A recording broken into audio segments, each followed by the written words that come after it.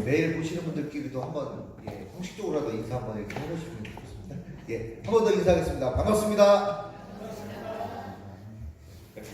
자, 영어로도 하셔야죠. 왜냐면 우리 또 조금 이따 또 우리 필리핀도 가셔야 되니까 이 국제적으로도 하시려면 영어가 돼야 돼요. 어렵지 않습니다. God bless you. God bless you 이렇게 하셨으니까 실전에 가서 한번 써먹어 보셔야죠. 외국 나갈 준비하시고 여권 만드시면 되겠습니다. 자, 오늘 말씀의 제목을 같이 할까요? 너는 나를 따르라. 오늘은 마태복음 8장 21절부터 22절까지 말씀을 가지고 너는 나를 따르라 라는 제목으로 함께 은혜를 나누도록 하겠습니다. 제가 전에 대전에서 큰 교회에서 초청을 받았습니다. 단임 목사로 초청받은 게 아니라 특강을 하라고. 그래서 그 교회가 크다고 해서 이제 가봤더니 정말 교회 예배당이 운동장만 하더라고요. 여기서부터 저 끝까지 그랬는데 우리들 교회는 얼마 냈냐? 연병장만 했습니다. 연병장만 하는데 거기 몇 명 있었겠습니까? 수천 명이 앉아있더라고요. 제 강의를 듣는다고. 제가 수천 명 앞에서 막 덜덜 떨었을까요? 아니면 담대했을까요? 여러분들 생각에는 제가 또 덜덜 떨어가지고 막 버벅댔을 거라고 하는데 아주 뭐 담대함으로 이렇게 말씀을 전했습니다. 자, 그런데 제가 강의를 하다가 질문을 했습니다. 자, 여기 지금 수천 명이 앉아 계시는데 제 질문을 한번 받아보십시오. 만약 여러분에게 지금 예수님이 나타나셔서 예수님이 여러분 앞에 오셨는데 너는 나를 따라라. 그런데 지금 상황이 어떤 상황이냐? 내 아버지께서 돌아가신 거예요. 그런데 예수님께서 오셔가지고 너는 나를 따라라 라고 얘기한다면 예수님을 따라갈 사람 손 들어 보십시오 라고 이야기했습니다. 자, 그러자 그 수천 명 중에 몇 명이 손을 들었냐면 4명이 들었습니다. 그래서 이제 두 번째 질문 드렸습니다. 아니다. 아무리 예수님께서 따라오라고 해도 어떻게 그동안에 나를 키워주고 길러준 아버지의 은혜를 저버리고 아버지의 이 장사를 지내는 거, 이 초상 치르는 걸 내가 이번을 해야겠다. 나는 예수님의 명령을 따를 수 없다.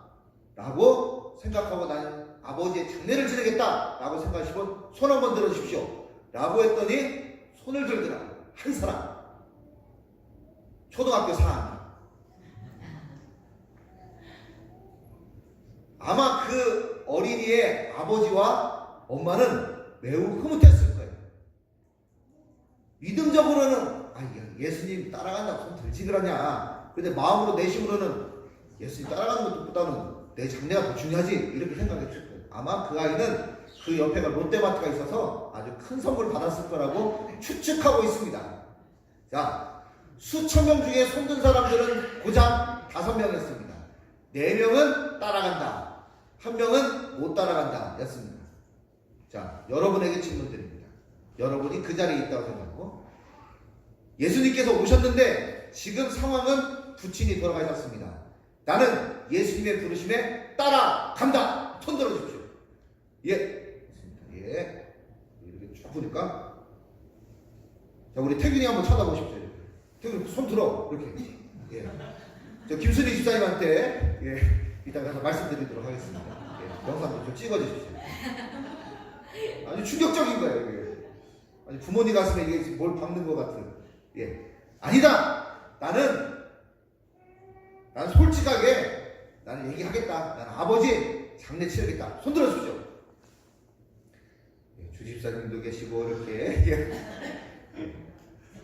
저기에는 남편과 아내가 이렇게 서로 반만 갈랐어요. 심각해졌습니다. 성경 말씀 참 재밌죠? 그래서 이 말씀 때문에 오늘 우리가 읽은 이 말씀 때문에 사람들은 굉장히 어려워합니다.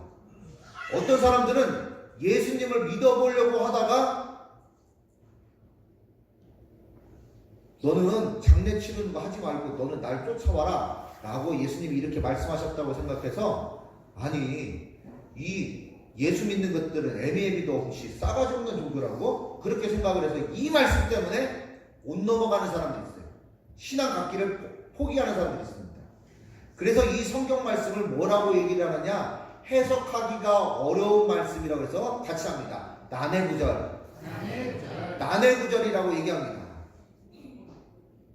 그런데 이 말씀이 정말 어려운 난해구절인지 오늘 설교 말씀을 통해서 여러분들에게 제가 말씀드리려고 합니다. 이미 정답을 알고 계신 분들도 계실 겁니다. 그런데 다시 한번 오늘 말씀을 듣고 깊이 한번 생각해 보시기 바랍니다. 그러면 오늘 말씀이 우리에게 주는 교훈은 뭐냐? 첫 번째, 예수님의 제자가 된다는 것은 주님의 말씀을 따르는 것이라는 겁니다. 주님의 말씀을 따르는 것이, 따르는 사람이 예수님의 제자다. 오늘 마태복음 본문은 마태, 마가, 누가, 요한복음 중에 누가복음에도 이 말씀이 또 등장합니다. 그런데 누가복음 9장 59절 말씀을 보면 이렇게 기록되어 있습니다. 또 다른 사람에게 나를 따르라 하시니 너는 가서 하나님 나라를 전파하라. 예수님 당시 예수님의 제자가 된다는 것은 예수님과 함께 동행하며 말씀을 배우고 또 그 말씀을 다른 사람에게 전파해주는 삶을 사는 것이 바로 예수님의 제자의 삶이었습니다. 이것을 네 글자로 뭐라고 얘기하느냐? 같이 합니다. 제자 훈련. 예, 제자로서 훈련받는다는 얘기예요. 예수 그리스도의 제자가 된다는 것은 교회에 등록하여 말씀을 배우고 성경 지식을 차곡차곡 알아가는 것만으로는 부족하다는 겁니다. 우리는 주님의 말씀을 실천하는 삶을 현장에서 살 때 비로소 예수님의 제자가 되고 그 사람을 뭐라고 부르느냐? 같이 합니다. 그리스도인. 그래서 야고보서 2장 17절 말씀에 오늘 송길사님 기도 가운데도 그 말씀 하셨듯이 이와 같이 행함이 없는 믿음은 그 자체가 죽은 것이다. 그래서 예수님의 제자가 된다는 것은 예수님의 말씀을 따라서 순종하는 겁니다. 두 번째, 예수님의 제자가 된다는 것은 주님의 말씀 앞에 핑계대지 않는 삶입니다. 자, 같이 합니다. 핑계대지 맙시다. 옆에 분한테 한번 얘기해주세요. 핑계대지 맙시다. 자, 이렇게 한번 얘기하겠습니다. 예. 다음 주에 우리가 저 실로 캠프 있는데, 자, 실로 캠프, 자, 옆에 분한테 얘기해주세요. 실로 캠프에 갑시다. 예, 옆에 분이 얘기해주세요. 핑계대지 맙시다. 네.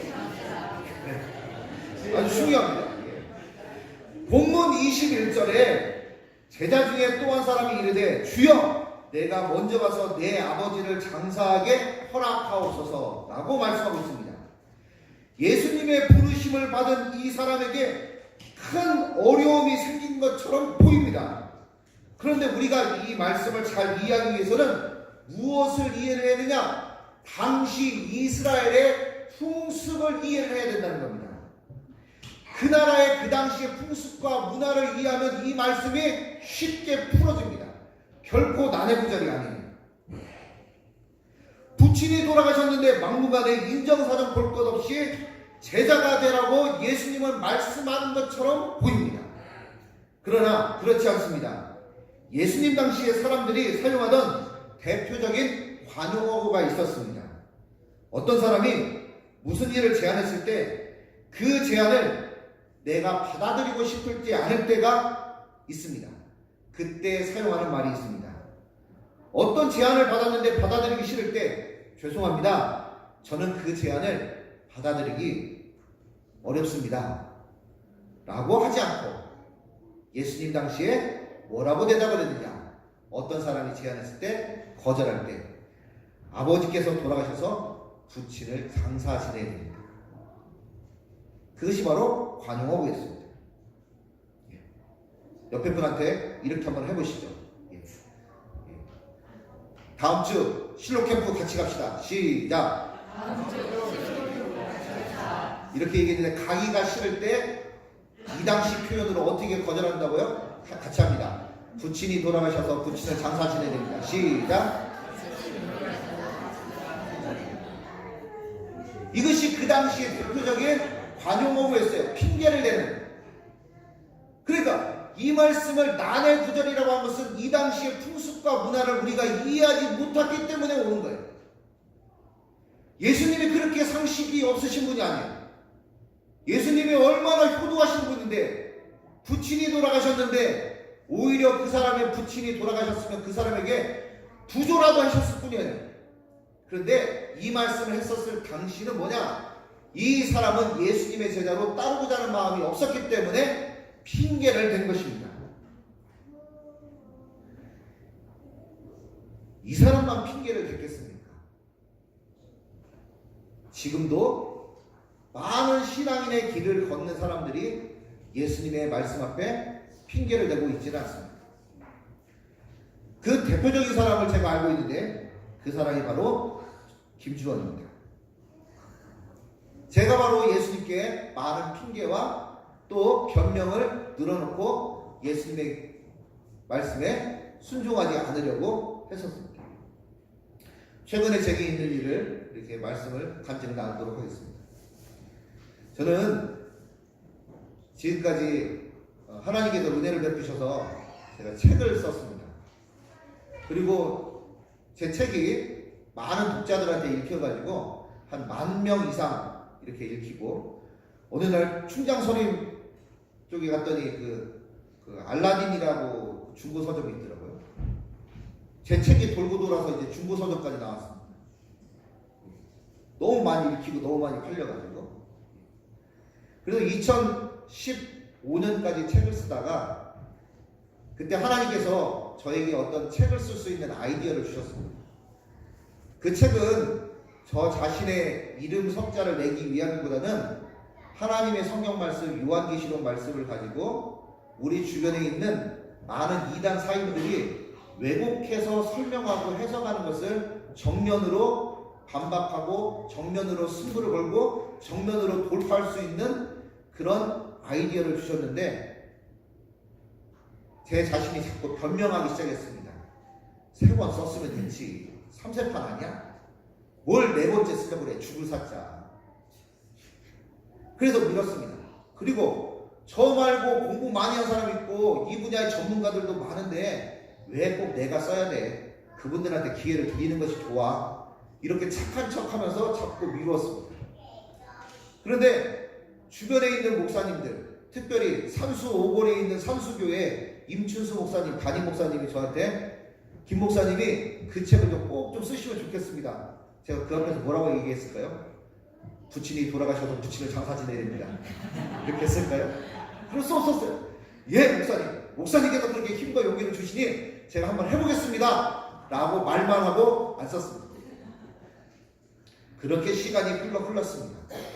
그런데 저희가 호주 퍼스 단기 선교 갔을 때 호주 퍼스 열방 장로교회 우리 윤한신 목사님이 저랑 하루에 한 번씩 카톡으로 이렇게 인사도 하고 통화도 하는데, 이번 주에 윤한신 목사님이 전화가 온 거예요. 그러더니 평상시에는 아무만 묻다가 저한테 그러는 겁니다. 목사님께서 그런 이단 사이비의 전문가이시니까 성경 말씀에 요한계시록의 말씀을 이단들이 사용하는 것을 밝혀주시고 그것이 왜 잘못됐는지 우리 정통교회 입장을 이렇게 써주시면 아주 좋은 책이 될 겁니다. 여러분, 대한민국에 지금 그런 책이 한 권도 없기 때문에 이상하리만큼 없어요. 김영기 시사님 진짜로 없다니까요. 김영기 성도님 없어요. 없습니다. 저는 있을 줄 알았어요. 없어요. 그런데 그 생각을 5년 전부터 제 마음속에다 그냥 꽉 채워가지고 미루고 핑계대고 안 쓰려고 하다가 마음으로만 가지고 있는데 윤한신 목사님이 그 얘기를 하는데 정신이 막 번쩍번쩍 나는 거예요. 더 거절하면 안 되겠다. 더 핑계대면 안 되겠다. 하나님께서 하나님의 때에 하나님의 방법으로 하나님의 사람들을 통해서 역사하시는데 하나님께서 쓰라고 말씀하시는구나. 네가 그걸 써야 그것을 읽는 사람들 중에 어떤 사람들은 그런 머릿속에 실타래처럼 얽혀져 있는 그 복잡함들을 해결해 줄 수 있다. 그것을 가지고 있어야 정면 승부할 수 있고 정면 돌파할 수 있고 뚫어낼 수 있다. 그 일을 어디서 시작을 했느냐? 옥양실 옆에 친교실에서 시작했습니다. 그래서 지금 열심히 그 일을 하고 있어요. 평상시에는 빗자루를 들고 한 손에는 쓰레바지를 들고 온몸에 페인트 묻은 옷을 입고 이렇게 몸으로 움직이는 노동을 하다가 이제는 손과 발과 머리를 쓰는 노동자가 되었습니다. 감사하게도 그동안에 몸 안에 체화되어 있었고 경험과 지식이 글로 써지기 시작을 했고 구성하게 되고 또 요즘에 제가 그 원고를 쓰고 나면 우리 막내 은영이가 꼭 올라와서 제 원고를 제가 읽어주고 그 내용에 대해서 피드백을 받습니다. 지금까지는 은영이가 쉽다고 괜찮다고 수고했다고 잘했다고 칭찬해줬습니다. 제가 이렇게 중학생한테 칭찬받고 삽니다. 마지막 요한계시록 전장까지 계속해서 달려가려고 합니다. 미뤘던 핑계를 더 이상 미루지 말고 나이키 광고처럼 같이 할까요? Just do it. 시작. 당장 그거 해라. 여러분이 만약에 하나님께서 주신 은사가 있고 재능이 있고 그 일을 해야 된다면 언제 해야 됩니까? 주님, 부친이 돌아가셔서 부친을 장사 지내야 됩니다. 핑계 대지 마시고 나이키 광고처럼 Just do it. 당장 하십시오. 여러분 손에 붓이 있습니까? 나는 그림을 그려야 됩니까? 그림을 그리십시오. 나는 글씨를 써야 됩니까? 글씨를 쓰십시오. 나는 화분에 나무를 심어야 되겠습니까? 그러면 심으십시오. 부친이 돌아가셔서 부친을 장사 지내야 됩니다. 미루지 마십시오.